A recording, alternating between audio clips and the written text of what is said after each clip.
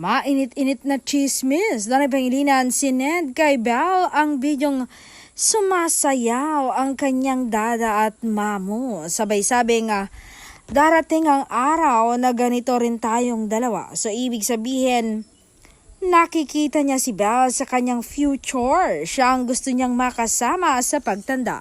Hay naku Donnie, talagang inlababo ka kay Belinda.